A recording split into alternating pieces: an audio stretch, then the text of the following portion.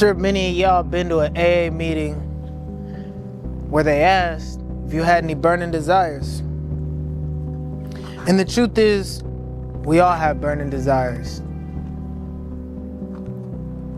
But some of us in recovery, we have the burning desire to stay sober.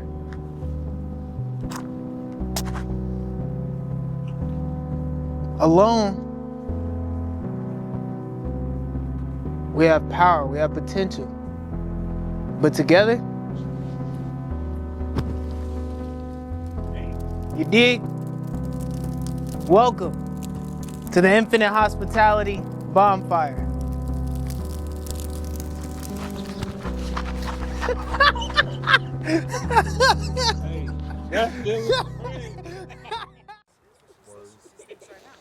I'll take apart your lawnmower and tell you I need help putting it back together. Never get to it. I'll take apart your lawnmower and steal parts off of it for mine. I'll charge you to fix it. Yeah. All right, I'm going to thank everybody once again who did show up. Thank you guys for coming. Thank you to Russell Farms who put their pumpkins on the line. Thank you to our grill guy, and thank you to Fair Dogs for helping us put this event together in this space. It's a beautiful area, to be honest with you. Very peaceful. Thank you to Jacob Peoples, the CEO of Infinite Hospitality, for helping putting this together, and mainly putting this together. You know, I thank God every day I'm sober. My name is Alex, and I'm a grateful recovering addict.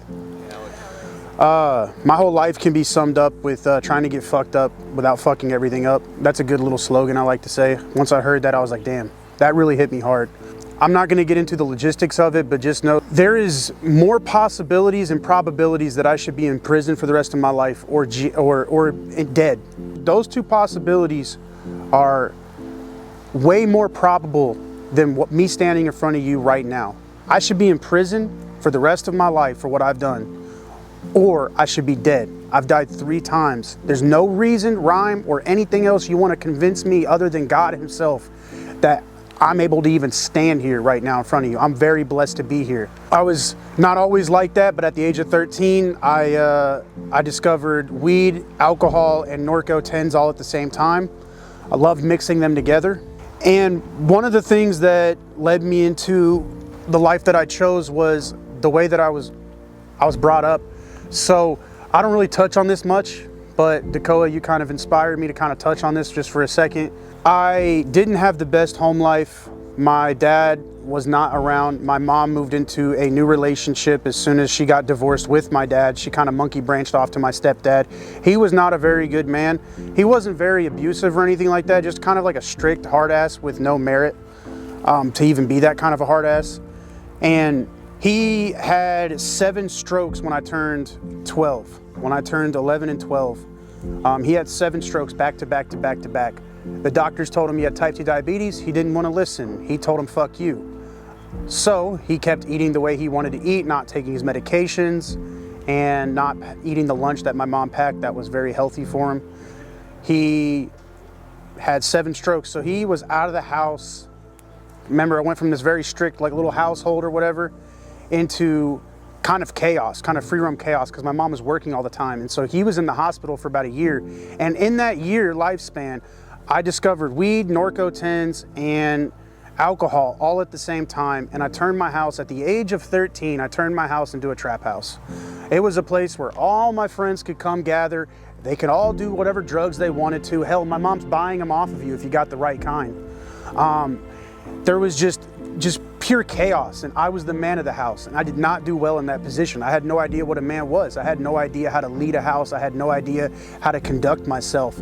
It was very strange to see when the people that are supposed to be guiding you and protecting you don't do that, and they kind of enable you. The explanation I got was that I would rather you do all those things here where I can make sure you're safe than you go out there in the wilderness and do them. And that's not really the good mindset to have, because it just enabled me. My mom was not my mom. She was more of a friend, and she was not a very good friend if I didn't have what she needed. So that spiraled into a life of selling weed and fiending for weed and Norco 10s and alcohol, to the point where I was bringing in bottles of water that were not water to high school. I would sell them for $20 a pop. My mom would get this big 10 gallon, not 10 gallon, this big gallon of Skull vodka for $10. And I would fill up 4 or 5 water bottles and sell them for 20 bucks. I thought I was making off pretty cool like a bandit. And I told my mom what I was doing and she was cool with it as long as I supplied her next bottle. So I was getting so messed up before school. I don't remember much of it. I got put in different kinds of programs, just smoking weed and selling weed. And I moved 3 times within 5 years. And it got to the point where the first day of moving to a new town, because my stepdad's paralyzed, the first day of moving to a new town, I had to drive my mom's car. She had to drive the moving truck. It was just us two. And we didn't have any money for movers. So I had like 4 of my friends in the car. And so we're coming up from Evansville, Indiana to Jasper, Indiana. And not even a mile away from my road, we got pulled over. And all of my friends threw everything they had on them and chucked it under my seat. And I don't have a license. So they're gonna search the car. And when the cop asked, do you know whose this is? They said, me? I don't know whose that is. And I'm like sitting here like, look, man, some of this is mine, but y'all gotta be fucking for real. Like, really, what are we doing here? So no one owned up to it. We all got charged with it. We were all underage, so we didn't go to jail. I got put on house arrest. I violated house arrest. I went to juvenile detention center when I was 16 years old. That was my first day in that town. I didn't realize how bad Du Bois County was. Remember, I don't have a drug problem at this point in time. I've got a cop problem. I've been arrested 4 times before the age of 16. And I thought it was cool because when you get arrested before you're 18, they just take your ass home. They call your parents and they take you home. And you're like, it's like nothing really even happened. You know, I was on paper since I was 13 and I got put in juvenile detention center. And that's when my life kind of changed. Not for the better, but it went down a dark road. I got put from the detention center into the rehabilitation center for 9 months. So that's 11 months total that I spent locked up from the age of 16. Was not allowed to go back to high school based off of my conduct. Had to graduate inside of juvie, got my GED. I got out and I discovered meth. I'm in a really small town. It was the best meth I ever had. I used to call it basketball juice because I really liked playing basketball at the time. So I would do a little line and I'd go out there and play basketball for 16 hours straight. And I felt guilty because I knew what it was. I knew what this drug was, and I was a never once kind of guy. I was yeah, I'll smoke weed. Nah, I'm not fucking with that drugs. Meth, not even once. Cocaine, maybe. You know, like, but meth was just, you know, it was gross. You know, like I came from a place where like, that's just disgusting, bro. And when I tried it, it just opened up my mind. Like, this is what I've been saying was gross. Like, this is not that. Like, this feels like my Adderall times 10. And so this is a very shitball thing to do. To this day, they do not know that I did it, but I convinced my friends to do meth with me because I was so ashamed of myself for doing it and liking it that I convinced them to do it with me. And they really liked it too. So now if they ever tried to talk shit on my name or be mad at me or try to shame me in any type of way, I'm gonna be like, y'all motherfuckers loved it. I don't know what the fuck you're talking about. So that quickly transitioned into, I became homeless for the first time at the age of 19. My mom got really sick, ended up in the hospital, had to move out the house, did not have a job, did not have a car. The car that I did have was hers and it broke down on my birthday, on the day I turned 19. So I was running from the cops. I had 8 charges on my bracket that I was not, I haven't been to court yet. I kept pushing it off and pushing it off and pushing it off. So I had 8 charges. And then I ran away to Indianapolis, where I was not born and raised, but I was raised here. And so I ran away to Indianapolis, and I was on the run for a good 1.5 years, solid. Stopped doing meth because I didn't know anybody up here. I went and did 10 months. Got out, got locked back up, got introduced to the drug game, and I started selling a lot of weight when I got out that last time, when I turned 22. I've spent besides this last birthday, I've spent the last 5-6 birthdays in jail. I've spent the last 5 Christmases in jail, locked up. I was doing a life sentence, 1 level 6 at a time. And I say I should be in prison for the rest of my life because I'm blessed by God that I only got caught with the amount of drugs that I got caught with every single time. If 1 millisecond was different, if 13 minutes was, you know, if I got pulled over 13 minutes beforehand, we would be looking at a very different scenario, because what I had on me was 3 separate level 2 charges. You got the intent to distribute, you got distribution, and you got possession all at once.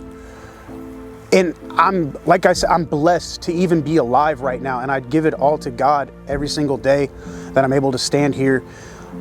I never took the program seriously until this last time I got out of jail. I did a tour. I did 11 months from Hamilton County to Marion County to Hancock County. And I got serious. That's when I met Jacob. I got very serious this last time I was locked up. My mom moved away to West Virginia. Best decision she ever made for my life was to get out of town, and I had to become a man at that point. I no longer had the safety blanket of my mom to lay back on. You know, when all else fails, I can go stay at my mom's crib. But what's my mom doing? My mom's drinking and using, you know, and it's really hard. I don't know if you guys have ever been in a Walmart and tried not to buy something, but it's very hard. You can do it a couple times, but they got low prices, man. I don't like the barbershop thing. People say, you stay in a barbershop long enough, you're gonna get your hair cut, son. I don't like that. Try just hanging out in Walmart without buying something or stealing something. You know what I'm saying? Like, we're not 15 anymore. We don't just hang out there. I got very serious. I came up with a business plan for infinite hospitality. I decided that I wanted to dedicate my life because I really liked real estate. I really liked what people were doing with real estate. I got the opportunity to work under a real estate agent, shadow him, and I really liked it. I was really good at it. And so I kind of learned a lot of ins and outs about the real estate world. And I was thinking about my time in sobriety and sober livings and stuff, and I started crunching some numbers, and I was like, this is actually a real thing. And then I experienced what I'm trying to create, what I'm creating. I experienced how long it took for me to get into a sober living, even having the money. I had to call 25 different, this is how serious I was this time. I called 25 different sober livings, which means I heard 24 no's before I heard 1 yes. And I kept going and going and going. I hit the ground running. I got 6 jobs my first day landing down. Even though all I had was a week's worth of rent, I got 6 jobs that day, was able to pay my rent next week from the job that I got. I put on my best clothes. I walked out into the hood with no direction. I just knew 10th Street, and I walked into every single business, and I asked every single one of them if they're hiring. Oh, you're not hiring? Do you know anyone who is hiring? If they had a phone number, I was taking it. And I ended up like 7 hours later, I ended up with 6 jobs. I'm living proof that like just no matter how low you get, no matter how hopeless it seems, like I just was doing these things that I've heard people say that they did or whatever, and I don't know what took over me. It was God himself that was leading me in every single direction. Every single step I took was delivered to me from him, because there was no part of my being, anything that I've learned from my past that enabled me to do that. It's not like it was a learned behavior. I've never gotten a job like that before. My job application was call up a place, you know, maybe put in an online application, get a job at McDonald's or Burger King or something like that, get my first paycheck, buy an ounce of dope, leave. That was my work history. I never had held a job longer than 2 or 3 months. I thought I was a great drug dealer. I was a terrible drug dealer. I gave away drugs for free. You would have loved me as your drug dealer. It was not cool, because I just wanted people around me for some reason. I just thought it was cool, and it wasn't. So it's been hard. It's been rough. My sobriety date is 6/19/2023. And that was the day I got locked up and put in Hamilton County Jail and got put on that track of, in my opinion, God's will for my life. I'm standing as a man in front of you today who actually has friends, who's able to, you know, work a program. I'm still waiting for that 9th step promise where it says we will intuitively know how to handle problems which used to baffle us. I'm still waiting on that one. All the other ones are coming true like a motherfucker, but that one right there, I'm still waiting on that one, because there's still situations that still baffle me, and I wish I knew how to intuitively handle it. One thing I do know is that drugs and alcohol won't solve my problems, no matter how much they talk to me and say they will. They're liars.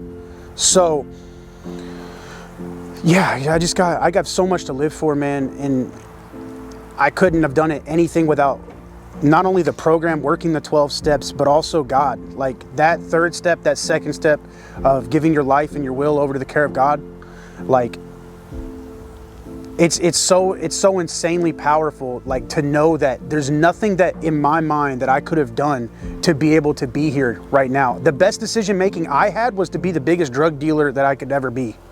Like, that was my best decision making, and somewhere along the way God put it on my heart to be able to say, hey, look man, this isn't cool, let me show you the right way. And so now I've got a beautiful family. I've got a 3-month-old son who's just amazingly beautiful. I've got a lot of work to do, and I have a purpose for my life. I have employment, I have a place to live, I have things that I haven't had my whole life. Stability, structure, responsibilities, accountability. I have people that hold me accountable all the time, no matter how much I don't want to fucking hear it. I don't want to hear it. There's just literally just a time today where someone told me something and I'm like, well, fuck them. You know, like, sorry. I don't believe that that's right, so I don't care what you have to say. And that's like something I have to deal with. I have to pray about that. I've got a sponsee now. I've got people that call me or looking for guidance, which is an amazing place to be in, to be able to 12th step like that. You know, and I just, like I said, thank you guys for listening. Thank you guys for coming. And my name's Alex.